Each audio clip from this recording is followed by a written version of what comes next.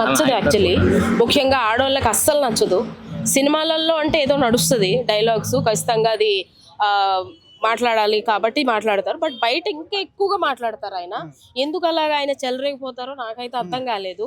ఏదో ఒక రోజు ఆ నోటి దురుస్తనమే ఆయనకి ఇబ్బంది పెడుతుందేమో అనుకున్నా, సేమ్ అలానే జరిగింది. ఆ మాట పక్కన పెడితే ఆయన నోటు దురుస్తానము అంతే, ఆయన బిహేవియరే అంత, ఆయన స్వభావమే అంత, ఆయన మాట తీరే అంత అనుకుందాం. మధ్యలో ఈ శ్యామల గారికి ఏమైందో నాకు అర్థం కావట్లేదు. ఒక ఆడది, ఆడవాళ్ళనే సపోర్ట్ చేసి మాట్లాడాల్సిన ఒక అమ్మాయి మాట తీరుని అది కరెక్ట్ కాదు అని చెప్పగలిగే ఒక యాంకర్ ఆమె. ఏమి తెలియని పిల్ల, చిన్న పిల్ల అయితే కాదు.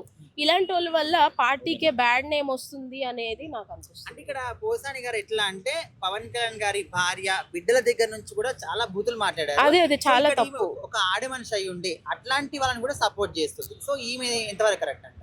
అదే అంటున్నాను కదా, ఇప్పుడు వాళ్ళ దాకా వెళ్తేనే తప్పు అనకూడదు. ఇప్పుడు పవన్ కళ్యాణ్ గారు వాళ్ళ భార్య వాళ్ళ పిల్లలకి అంటేనే తప్పు అనేది కూడా నేను ఖండిస్తా. అంటే బయట వాళ్ళు మనుషులు కాదా, ఆడవాళ్ళు కాదా, పిల్లలు కాదా? ఎవరినైనా అనడం తప్పే. ఏ ఆడదైనా ఆడదే, ఎవరు పిల్లలైనా పిల్లలే. పవన్ కళ్యాణ్ గారు పిల్లలే పిల్లలు. మళ్ళీ ఇది వినేసి ఎవరైనా కింద కమెంట్స్ పెడతారేమో. నేను అనేది ఏంటి అనేది కరెక్ట్ గా విని ఆ తర్వాత మాట్లాడండి, లేదంటే కమెంట్ కరెక్టే.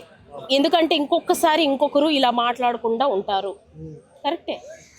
సో ఆయన చాలా నాలెడ్జ్ పర్సన్, ఇండస్ట్రీలో కూడా మంచి పేరు ఉంది. నాలెడ్జ్ ఎక్కువైపోతే ఇలా తయారవుతారేమో అనిపిస్తుందండి ఒక్కోసారి.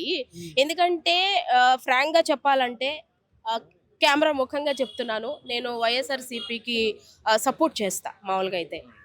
కానీ ఇక్కడ పోషాని గారి మాట తీరుని నేను కూడా ఖండిస్తాను. ఎందుకంటే యాజ్ అ ఫీమేల్, ఆ పార్టీలో ఉన్న ఒక పర్సన్గా ఇలాంటి వాళ్ళ మాటల వల్ల మన పార్టీ మీదకి బురద చల్లుతున్నారు. ఇంకొకరికి అవకాశం ఇవ్వకూడదు. మనం ఎవరైనా మాట్లాడాలి, ఒక విశ్లేషకుడు వచ్చి మాట్లాడాడు అంటే ఇంకొకరు క్వశ్చన్ చేసేలా ఉండకూడదు. అరే ఆయన చెప్పింది కరెక్టే కదా, మన పార్టీ మీద ఇంత ఉంది, మంచితనం ఉంది, ఇంకొకటి ఎలా వచ్చి మాట్లాడతారు, ఈయనకి ఒక మైక్ ఇవ్వండి అనేటట్టు ఉండాలి. కానీ అరే ఇంకొకసారి ఆడికి మైక్ ఇవ్వద్దురా బాబు, ఏం మాట్లాడతాడో తెలియదు అనేటట్టు ఉండకూడదు అనేది నా ఇంటెన్షన్.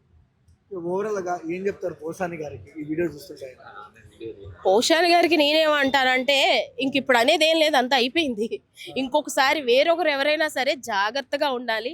ఒళ్ళు, నోరు, నాలుక దగ్గర పెట్టుకొని మాట్లాడాలి. ఎవరిని ఛాన్స్ ఉంది ఆంధ్రప్రదేశ్ లో?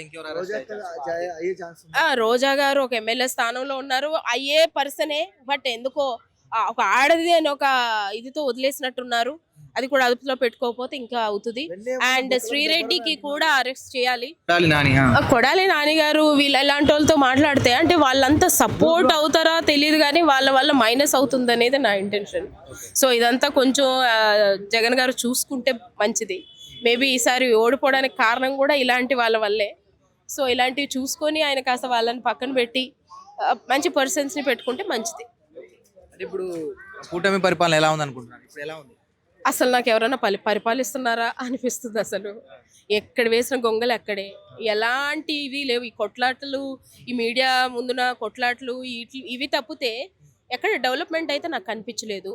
ఎందుకంటే జగన్ గారు ఇదివరకు ఆయన ఉన్నప్పుడు ఇది చేశారంట, అది చేశారంట, పోనీ చేసిన తర్వాత ఎందుకు చేశారు అని మాట్లాడుకున్నారు. కానీ వీళ్ళు వచ్చిన తర్వాత అవన్నీ పోయినాయి.